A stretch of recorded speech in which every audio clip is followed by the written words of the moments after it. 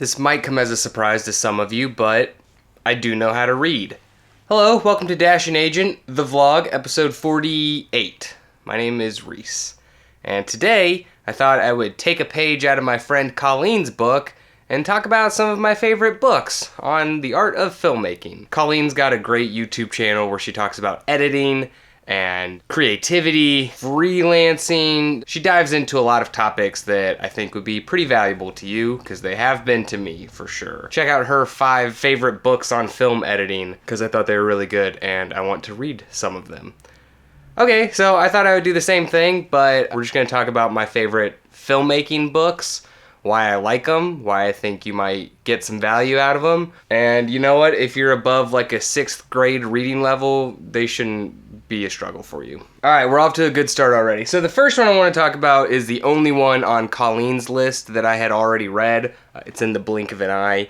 It's a great book on editing by Walter Murch. He edited some of Francis Ford Coppola's movies. I found this book to be really interesting. It's less about the actual craft of editing and more about the theories, or that's not really true. I'm making it sound boring. It's not boring. It's just more of why you make an edit rather than how to make an edit. So I've put these into 3 separate categories. The first one we're in right now is sort of craft filmmaking. These are books that I think would be super beneficial for a filmmaker of any skill level. I think they're just going to be really helpful for you to understand more about the actual craft. Making Movies by Sidney Lumet. It's broken down into categories that are really easy to follow. So you've got the director, the script, style, actors, the camera, art director, it's broken down like that, so that if you kind of just want to flip through it and get Sidney Lumet's thoughts on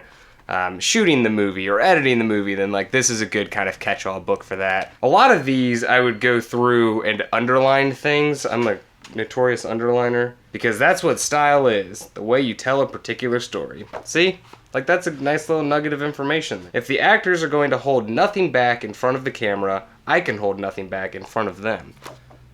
Good stuff. Then we got On Directing Film by David Mamet. I think I like this one more. This one is actually from a bunch of lectures that David Mamet did when he was a professor. I thought it was a little more practical. Let's see if there's anything good here. If we don't understand that we both can and must cut the shots together, we are sneakily falling victim to the mistaken theory of the Steadicam. I don't really know what that means, to be honest. When you use the words just, kind of, and sort of, you're diluting the story. The shots shouldn't be just, kind of, or sort of anything. That's a great one. This one's a little bit more focused on directing, obviously. You can get something out of there for sure.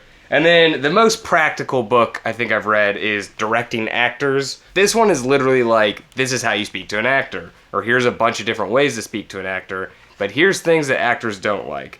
I found this one to be really helpful. I'm actually going to read this book again. There's a lot of really good techniques to use that I had never considered before. But honestly, the best way to get better at working with actors is to work with actors. So, easier said than done, I guess. What else we got? Okay, so this is part 2 of my book recommendations. These are what I would call the inspiring stories. They're less craft related, less about the art of filmmaking, and more about how filmmakers did it. We got Rebels on the Backlot, 6 Maverick Directors and How They Conquered the Hollywood Studio System by Sharon Waxman. I read this one a really long time ago, but it's about some of my favorite directors working in the 90s and how they broke into actually making Hollywood movies from making really low-budget indie movies. Paul Thomas Anderson with Boogie Nights, David O. Russell with Three Kings, Quentin Tarantino in Pulp Fiction, David Fincher with Fight Club, which was actually his 4th movie, but still. Got Spike Jonze with being John Malkovich, and Steven Soderbergh with Traffic. I don't think it's super applicable to today's filmmaking culture or the Hollywood system now, but it was really interesting to see how they did it in the 90s, and there's a lot of stuff that can be applied to today. It's just a little bit more difficult. This one I really enjoyed. This is The Jaws Log by Carl Gottlieb. Carl Gottlieb wrote Jaws, the screenplay. This is just his retelling of how they made that movie and the struggles that they went through trying to do so, and how ultimately all of those struggles made it a better movie. But it seems like it was one hell of a production. I'm sure you've heard stories about it, but most of those stories come from this book. This book was super inspiring for me because, like, I mean, yeah, he's Steven Spielberg, but if Steven Spielberg could make this movie under those circumstances, it's like I can make my little web series, you know, when it is raining. If you're gonna read any of these, well, yeah, read them all. Then we got Like Brothers by Mark and Jay Duplass. I love these guys. They make some of my favorite low-budget indie movies. More than anything, this is like a self-help book. It's really just these two telling you to stop waiting for somebody else to help you make your movie and go out and make your movie, which is all I needed to hear at the time, but I still haven't made my movie, so.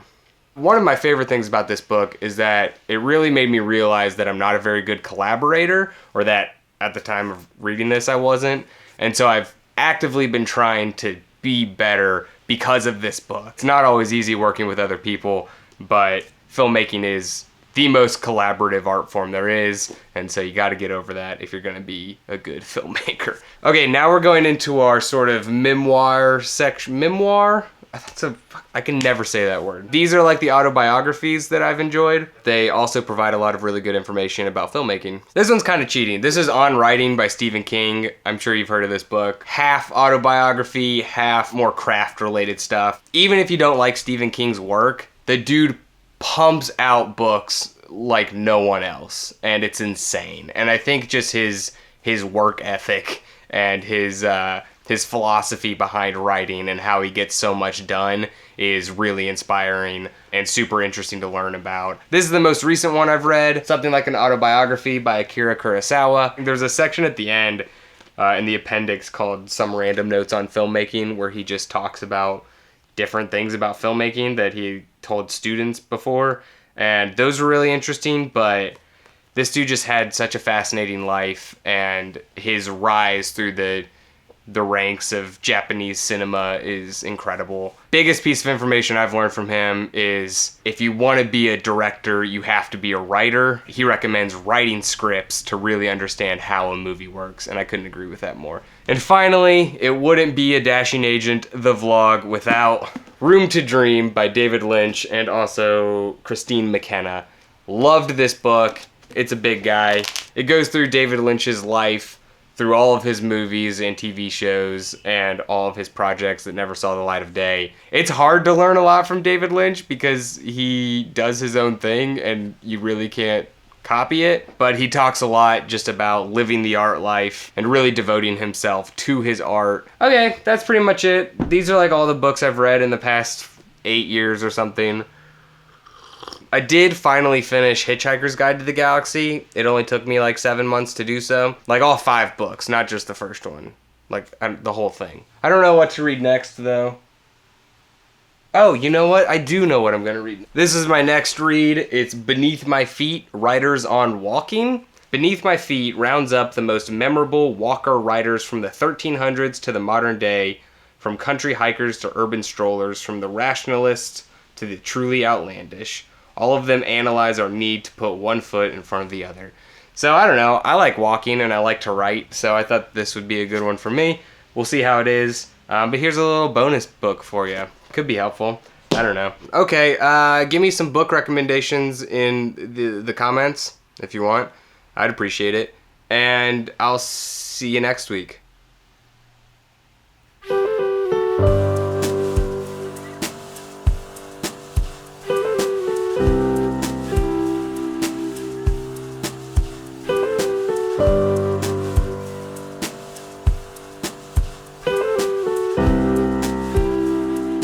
That's probably long enough.